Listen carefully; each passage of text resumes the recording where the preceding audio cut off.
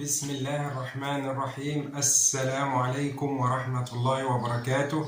أهلا وسهلا بكم في فيديو جديد.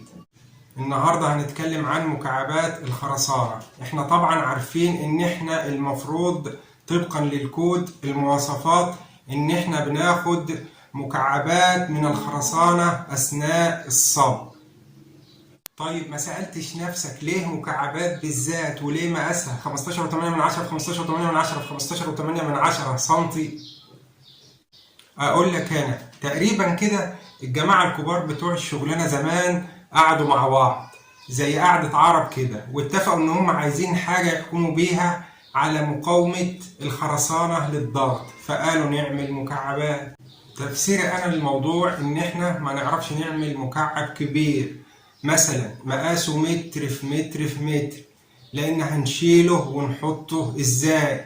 احنا عايزين واحد صغير كده 15.8 من 10 في 15.8 من 10 في 15.8 من 10 صغير نعرف نشيله ونحطه. تاني حاجة المكعب اوجهه كلها متماثلة فممكن نختبره على اي وجه.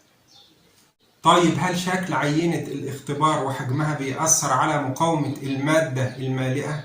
طبعا، لان في جماعة تانيين عملوا قاعدة عرب برضه وعملوا اسطوانات اختبار عرض قاعدتها اللي هو القطر 15 سم وارتفاعها 30 سم، ولما بنختبر الاتنين بنلاقي ان المكعب مقاومته اعلى من الاسطوانة، ومن هنا نفهم ازاي شكل العينة بيأثر على نتيجة الاختبار مع ان العينتين من نفس المادة.